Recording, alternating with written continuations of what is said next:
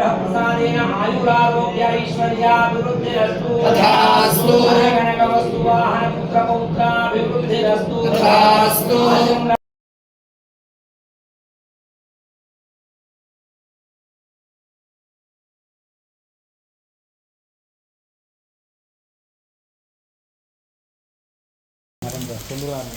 అప్పుడు భారీ వర్షం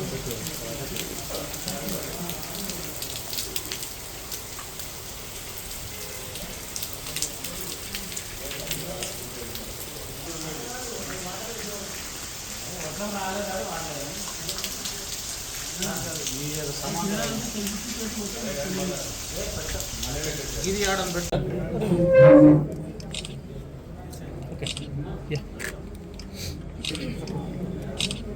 కెమెరా బ్యాగ్ పెట్టండి.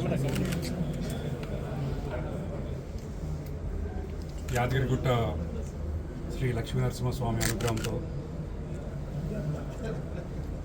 బోర్డు మెంబర్గా నియమించిన రాష్ట్ర ప్రభుత్వము ముఖ్యమంత్రి రేవంత్ రెడ్డి గారికి కృతజ్ఞతలు తెలియజేస్తూ నాకు ఈ అవకాశం ఇచ్చినందుకు దైవ కార్యక్రమంని అదృష్టంగా భావిస్తూ నా వంతు సేవ నేను చేయదలుచుకున్నాను. దానికి తోడు చైర్మన్గా నియమితులైన మన్నే సత్యనారాయణ గారికి, నా తోటి బోర్డు సభ్యులకు అందరికీ కూడా శుభాకాంక్షలు తెలియజేస్తున్నాను. చిన్న కూతురు లండన్లో చదువుతున్నందుకు అందరూ బోర్డు ప్రమాణ స్వీకారం చేసే రోజు నేను అవైలబుల్ లేనందుకు ఈరోజు మంచి ముహూర్తం ఉందని చెప్పి పూజారులు చెప్పడంతో ఈరోజు ప్రత్యేకించి మంచి రోజు కావడంతో కుటుంబ సమేతంగా వచ్చి ప్రమాణం చేయడం జరిగింది. యాదగిరిగుట్ట కొరకు నా వంతు కృషి చేసి ఏదైనా ఇన్నోవేటివ్ ఐడియాస్తో చేయాలనేది సంకల్పంతో ఉన్నాను. నేను తప్పనిసరిగా ఎంత డెవలప్మెంట్ వీలైతే అంత డెవలప్మెంట్ నా వంతు నేను చేయదలుచుకున్నాను.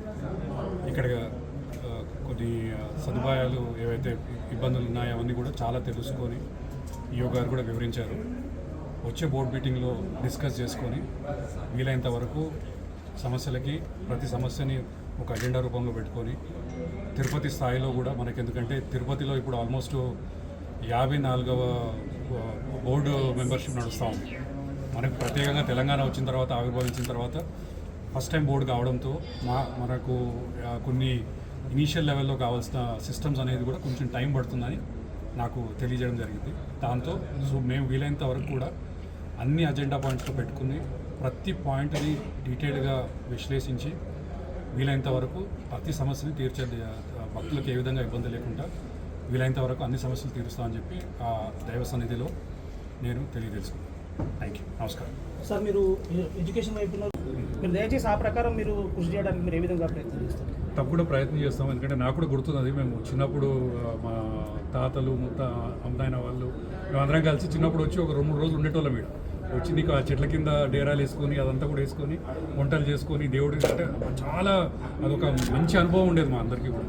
సో నా దృష్టికి ఏమైనా వచ్చిందంటే అది ఇక్కడ ఉండడానికి కొంత సదుపాయాలు, కొన్ని సౌకర్యాలు కూడా కొంచెం ఇబ్బందిగా ఉందనేది విషయం తెలిసింది. ఎస్పెషల్లీ కొండపైన అదే. సో దానికి ఏంటి అందుకే అన్నాను.